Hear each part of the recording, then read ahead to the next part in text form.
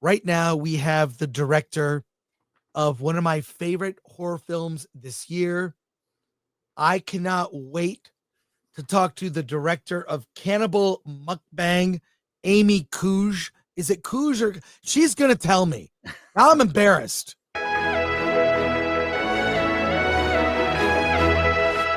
Hey AIMEE, there. Hey. Thank you so much for joining us on the show. I loved your film. Oh my God. It is so like honors and respects, and there's so much love for classic horror. It's so got so many layers to it. It's also, for the first part of the movie, it's a really charming love story. I mean, Well, yeah, I mean, let's talk about it. well, thank you so much for saying that. That means so much to me. Yeah, I wanted it to be like half a romantic comedy and then half a horror movie. And you almost pronounced my name right. Oh. It's Kuge, like Kuge. an angry Japanese man, like Kuge. So Kuge. Okay. you got it close though. I will get it right from this day forward. No problem. This is my colleague Alan Ing. So he has not seen the film. I have. I loved it. Like it's you're right. It actually is very sweet. This man doesn't want to screw it up with this girl. He's so intrigued and enticed by her, and then things go awry. And I am familiar with mukbang. Obviously the film wasn't, but what inspired this telling of this story? Obviously mukbang videos are a part of it. And I have watched them myself. I find them to be crazy. Yeah, so I actually sort of fell down a mukbang rabbit hole in college. I've watched more than I would like to admit. Yeah. And I actually did work for a mukbanger, like kind of researching for this. Before I wrote the script, I worked for her for a few months and she was lovely, but I just learned a little bit more about like the ins and outs of what that job is like. And yeah, there actually is a very specific moment in my life that inspired the movie. I was at this party and a friend of a friend of a friend, someone I don't even remember her name, was talking about one of her friends going on a date with this guy. And it was someone she met on like Tinder or something. So she goes on a date with this guy, has a lovely night. He like cooks her a whole meal and she falls for him really hard and is like, well, maybe I'll stay over. Like maybe this will turn into something. And he's like, no, we'll end the night here.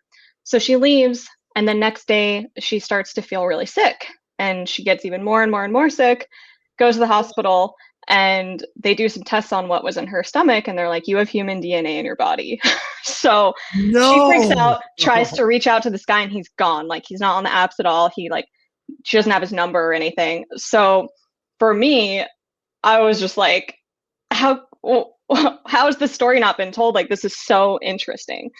And kind of connected the dots with my love of mukbanging and my love of horror and my love of romance, and Cannibal Mukbang came. I mean, the tone, which is, to me, that is the director's job, policing tone. The tone of this is so good in a classic horror sense. And also the fact that there's a little conflicting morality because you like these characters and you want to see love bloom, but it goes to a bad place. I don't want to give away too much, but I want to play the trailer because I want people to get a taste of the movie. I have it queued up here. Let's watch it together, if you would not mind. Yeah, like, well, you want to watch your own trailer to your movie? Be proud of your movie. Watch the trailer. Yeah. I can't wait to share it with everyone here. Let's take a look.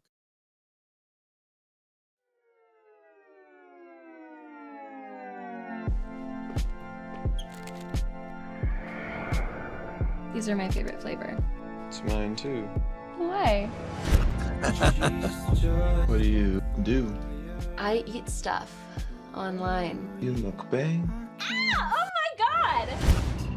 I met this girl last night. She's amazing. What's so special about this one, huh? She's kind of off in a captivating, quirky way. Did you know that when I'm near you, my entire body gets tingly? How did you cook this? This is like beyond good. Secret family recipe. I told you I'd have to kill you. Stop! You think you like it rough? Ash, I saw what you did to that man. I don't kill just anyone. I only kill the ones that get away with doing horrible things to innocent people. How many people have you done this to? It's a circle of life. People live and people die. God, I just feel so alive. This is so much more fun with you. Hey, all you bangers. Welcome back to my channel. We got something special. Food is fuel. I don't know about you. I'm starving. I just fell in love with this movie. I think it's amazing.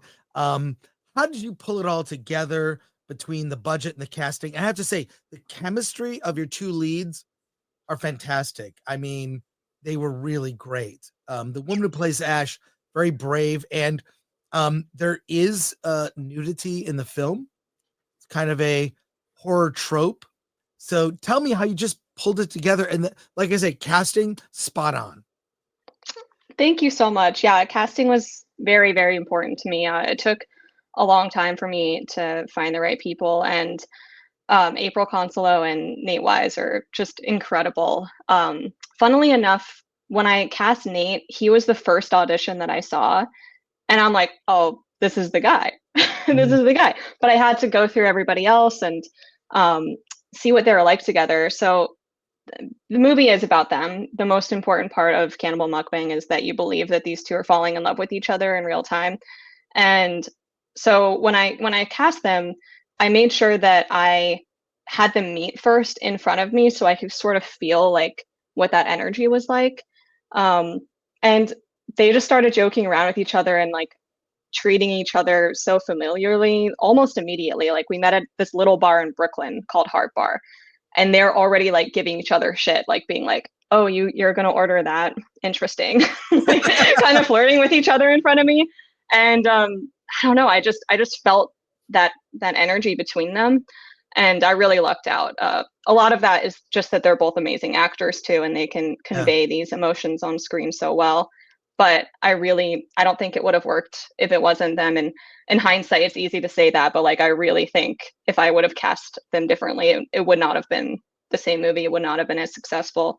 And in terms of just putting it all together, you really just got to do it. I mean, it's hard to say that because it seems so much like that doesn't seem like an easy thing to do, right? Yeah. But going to film school and going to art school, we were taught to just make things and be okay with failure, because if you don't do it, then the biggest failure of all is just never doing it and regretting it for your whole life. So with mukbang, I told myself that if the script got into one festival and did well, that I would try to make the movie. So I entered the script into a ton of festivals in 2021, and it got into a lot of them and did really well. It won a few of them, and from there, I just told myself, like, I have to do this no matter what. So, yeah, I mean, I really wish that I had a better answer for it, but you just have to do it, even if it's low budget, even if it's with whatever you can pull together with your friends, with people that are willing to let you use their apartments for free, with actors that are willing to be on camera for free. Not all of them, but some of them, you know. Exactly. It's not a big production, so. So did you shoot in New York? Yeah, we shot in Brooklyn, and we also shot in Bergen County in New Jersey. So Yeah. we shot in Westwood. What are the challenges of making a low budget indie in New York City? Ooh, there's so many. Yeah. So I actually tried to see if I could get a tax credit, and they were like, oh, so, you know, anything under like 1.5 million, we really don't do. And I'm like, oh, okay. Oh, well, wow. I guess I'm going to fly under the radar for this. Just do this renegade, like Larry Fessenden style, like Habit 1996, just running around and doing stuff. I did go more by the books in New Jersey. I went through the film commission there, which they were fantastic to work with. Highly recommend them. And they pointed me to cities that had wanted or expressed interest in filming more, and Westwood was one of them. So I met with the like the Bureau of Westwood, and they were interested in filming. Funnily enough, I was worried that they wouldn't want to do it because of the title, but I told them like, okay, it's cannibal mukbang, but it really is like a love triangle or like a a love story. And they're like, oh, okay, yeah, it's a love story. I'm like, it is a love story. I'm not telling you a lie, but I'm not telling you the entire truth. So yeah. But the love story is such a great part of it. I got to ask, and we've got over 2,000 people watching live, a ton of questions from our chat we'll get to. Did you have an intimacy coordinator or think about that? How did you deal with your actors with the nude scenes? Yeah, so I did have an intimacy coordinator. Her name is Kennedy Murray. She was fantastic. I knew from the start that I wanted to work with one. I've worked on many productions before that didn't have them, and you know, they're fine. Their communication was there, but for me, I just felt like this was my first thing. Being a woman and knowing kind of what we go through, I wanted to make sure that April was very comfortable. And so, yeah, I hired her. She was on for every single intimacy scene, and she was fantastic. We had a few rehearsals before, which feels, well, it was a little awkward. I'm not gonna lie, like meeting with the actors and the intimacy coordinator and being like, okay, so we're picturing these positions at these moments and maybe kiss like this. I remember showing them a scene from the movie Spun. It was a slow motion makeout scene in Spun between Brittany Murphy and what is his name? I'm forgetting his name. I showed them that scene, and then I showed them a scene in Twilight when Edward and Bella kiss for the first time. And I'm like, I want this chemistry, like this sweetness and this intimacy. And having the intimacy coordinator there to just be that buffer and say, okay, if you guys don't feel comfortable with this with Amy, you can come to me first, and then I'll be the bad guy.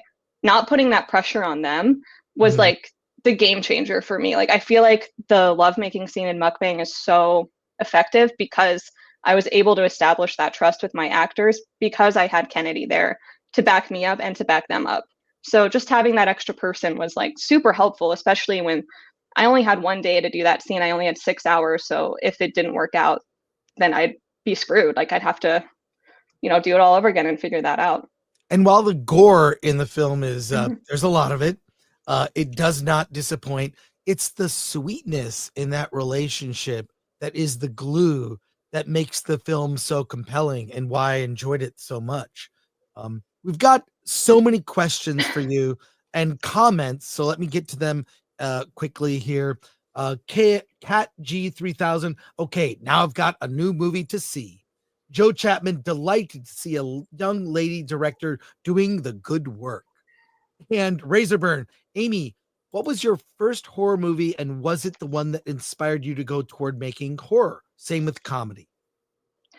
Oh, okay. Thank you for that question. Yeah, the first horror movie that I remember watching was The Cell from 2000.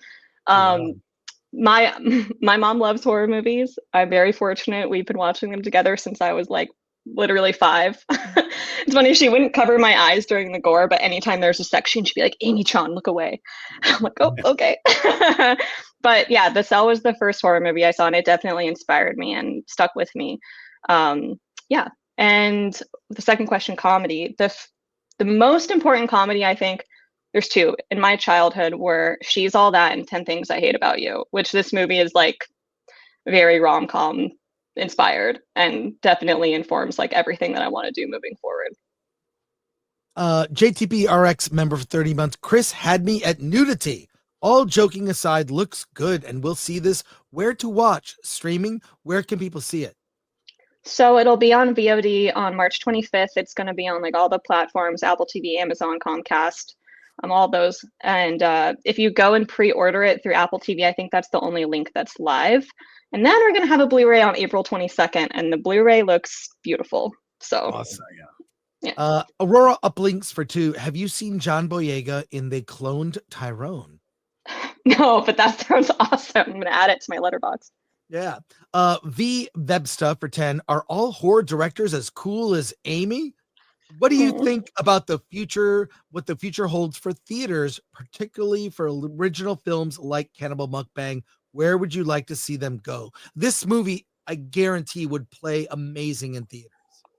Oh, well, thank you. Yeah, I would love for it to be in theaters. It's a little tricky being an indie and trying to navigate the theater system right now, unfortunately.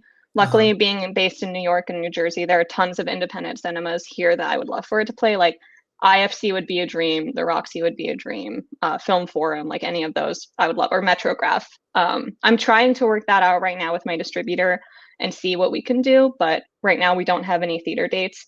It did have about a year, a little more than a year in the festival circuit, so it played a lot of theaters, especially in America and in Australia. It played quite a few. Yeah. What were the craft services like on Cannibal Mukbang? The film army marches on its stomach, says Patrick Lemire, who's a member. So funnily enough, I haven't had meat since 2012. So wow. There was a lot of actual like vegan food on set.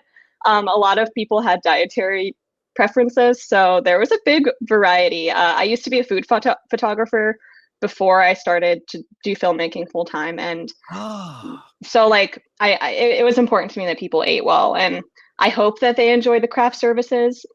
I was fine with it, but yeah, there was a wide variety of stuff. No humans though. Daniel for 5. Amy, if you had Alan and Chris as extras in a horror film, how would you write their death scenes to be most memorable? Gee. Oh gosh. Ooh, okay. Well, I actually have another movie that I'm trying to make that's like an emo horror movie where the villain like sucks the youth and vitality out of people. So maybe I would do that with you guys. You're so, you know, I would suck the youth and vitality. Youth and vitality, that's us. Yeah, I don't know about that. We might be after the youth and vitality is sucked out. And apparently California has a lot of tax credits that they just released. So who knows? There you go. Hey, I'm trying to make it. Let's see. Bill S. Preston Esquire says Dexter meets Hannibal Lecter. I like that. Cat G for 3000 for 10. Guys and Amy, great live stream and interview. Amy, you're the most personable interview I've seen in a while. Thank you, Chris and Alan, and best of luck, Amy. Well, thank you. Do Amy a favor. Cannibal Mukbang is out next Tuesday. Get the movie. You can get the movie. So there you go. Question from Sindek. What was the most challenging aspect of the project, and what was the thing you liked the most about directing? Ooh, so the most challenging part was just not having a lot of money and not having a lot of time. I had an amazing crew. I wish I had like 10 more days of principal photography. We shot this film in 14 days with 6 days of pickup spread out through the next year. So just not having a lot of time, like literally getting to a location being like, we only have enough money and time to be here for 2 hours. So like, let's get this scene. Wow. So not having a lot of time was definitely the most challenging part. The thing that I liked the most about directing is I just love working with people and I love collaborating. I love just bringing the best out of people in any situation that I can. And I'm so fortunate that I have this community with me right now. Like I have a DP, a gaffer, a composer, and people that I would want to work with for the rest of my life, honestly. So yeah, I think that just connecting with people and seeing this thing that we all put so much blood, sweat, and tears in come to life is the best part. And last question from Stevie Z for 499. Did you have a violence/gore coordinator? So I had a special effects like department head. Her name's Ashley Thomas with Yellow Moth makeup. She was great. With the violence, Charlie Burcato was sort of like the person who supervised all of that. We had a big rehearsal day for all of the stunts, and he was fantastic. Like he brought out the big squishy pad for people to jump onto, and he taught people how to fall, and he was great. So I did try to make sure that like no matter what we were doing, everybody felt safe and comfortable. Thank you so much, AIMEE Kuge. I am so excited for this movie. People, there has been a new renaissance in horror that's been happening lately, and so happy that you're a part of it. Congratulations on the film, and come back here when you make your next movie.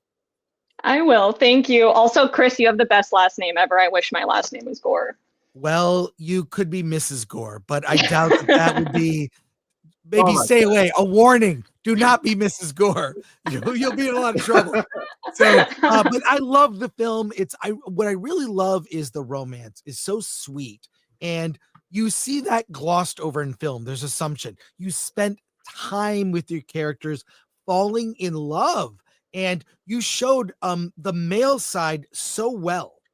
Oh, thank you. So like just all your characters were well-rounded characters, and as an indie, like I predict an amazing career. Fantastic film. Thank you, Amy. Come back, and appreciate you Thank spending you. time with us. Thank you. Take care. See you Thanks, soon. guys.